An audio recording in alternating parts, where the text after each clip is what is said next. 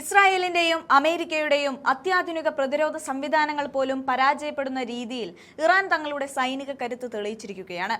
ലോകത്തിലെ ഏറ്റവും ശക്തമായ മിസൈൽ പ്രതിരോധ ശൃംഖലയെന്ന് വിശേഷിപ്പിക്കപ്പെടുന്ന ഇസ്രായേലിന്റെ ഡേവിഡ് സ്ലിംഗ് ഇറാന്റെ മിസൈലുകൾക്ക് മുന്നിൽ നിഷ്പ്രഭമായിരിക്കുന്നു. ഇറാന്റെ പരമോന്നത നേതാവിന്റെ പ്രതിരോധ ഉപദേഷ്ടാവും IRGC മുൻ മേധാവിയുമായ മേജർ ജനറൽ യഹിയ റഹീം സഫാവി നടത്തിയ വിറപ്പിക്കുന്ന പ്രഖ്യാപനം ഒരു പുതിയ യുദ്ധതന്ത്രത്തിന്റെ തുടക്കമായാണ് ലോകം കാണുന്നത്. നിങ്ങളെ ഞങ്ങൾ തളർത്തും, ഗൾഫിന്റെ ആഴങ്ങളിൽ മുക്കിക്കളയും എന്ന അദ്ദേഹത്തിന്റെ വാക്കുകൾ പെന്റഗണിനെ പോലും അമ്പരപ്പിച്ചിരിക്കുകയാണ്. എന്താണ് ഇസ്രായേലിന്റെ പ്രതിരോധ സംവിധാനത്തിന് സംഭവിച്ചത്?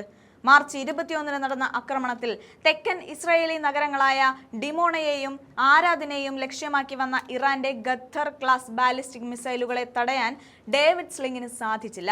അമേരിക്കയുമായി ചേർന്ന് വികസിപ്പിച്ചെടുത്ത കോടികൾ വിലമതിക്കുന്ന ഈ സംവിധാനം പരാജയപ്പെട്ടത് ആഗോള സൈനിക നിരീക്ഷകരെ അമ്പരപ്പിക്കുന്നുണ്ട്. ഇറാന്റെ മിസൈലുകൾ കേവലം വേഗതയുള്ളവ മാത്രമല്ല, അവയുടെ കൃത്യതയും പ്രതിരോധ സംവിധാനങ്ങളെ വെട്ടിച്ച് കടക്കാനുള്ള കഴിവും അതിശയിപ്പിക്കുന്നതാണ്. ചില വിശകലനങ്ങൾ സൂചിപ്പിക്കുന്നത് ഇറാൻ തങ്ങളുടെ മിസൈലുകളിൽ ആർട്ടിഫിഷ്യൽ ഇന്റലിജൻസ്, അതായത് AI അധിഷ്ഠിത നാവിഗേഷൻ സംവിധാനങ്ങൾ ഉൾപ്പെടുത്തിയിട്ടുണ്ടാകാമെന്നാണ്.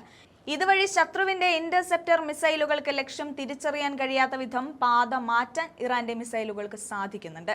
ഇറാൻ ഇന്ന് വെറും ഒരു പ്രാദേശിക ശക്തിയല്ല, മറിച്ച് അത്യാധുനിക സൈനിക സാങ്കേതിക വിദ്യയിൽ വൻ ശക്തികളെ വെല്ലുവിളിക്കുന്ന കരുത്താണ്.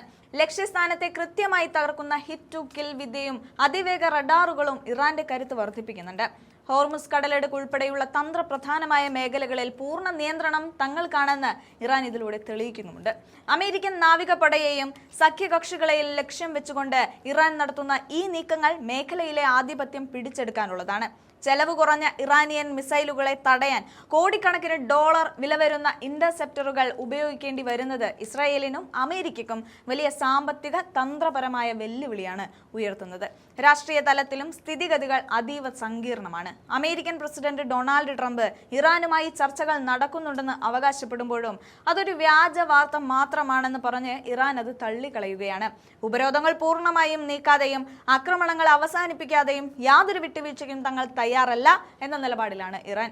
അമേരിക്കയെ ഈ യുദ്ധത്തിലേക്ക് വലിച്ചഴച്ചത് ഇസ്രായേലാണെന്ന് ഇറാൻ കുറ്റപ്പെടുത്തുന്നതും സാഹചര്യത്തെ കൂടുതൽ വഷളാക്കുന്നുമുണ്ട്. ചുരുക്കത്തിൽ പശ്ചിമേഷ്യയിലെ ആകാശം വീണ്ടും ഇരുണ്ടിരിക്കുകയാണ്. ഇറാന്റെ പുതിയ തലമുറ മിസൈൽ സാങ്കേതിക വിദ്യയും തന്ത്രപരമായ നീക്കങ്ങളും ചേർന്ന് ലോകത്തെ കരുത്തരായ പ്രതിരോധ പടയെ പോലും പ്രതിസന്ധിയിലാക്കിയിരിക്കുന്നു. ഇസ്രായേലിന്റെ അയോൺ ഡോം, ഡേവിഡ് സ്ലിംഗ്, ആരോ സിസ്റ്റങ്ങൾ എന്നിവ അടങ്ങിയ മൾട്ടി ടയർ പ്രതിരോധ ശൃംഖലയിലെ ദൗർബല്യങ്ങൾ ഇപ്പോൾ പുറത്തു വന്നിരിക്കുന്നു. ഇനിയൊരു ആക്രമണം എപ്പോൾ എവിടെ സംഭവിക്കുമെന്ന ആശങ്കയിലാണ് ലോകം. ഇറാന്റെ ഈ മുന്നറിയിപ്പ് വെറും വാക്കുകളല്ല, മറിച്ച് ശത്രുക്കളെ ഗൾഫിന്റെ ആഴങ്ങളിൽ കുഴിച്ചു മൂടാനുള്ള അവരുടെ സൈനിക ആത്മവിശ്വാസത്തിന്റെ പ്രതിഫലനമാണ്.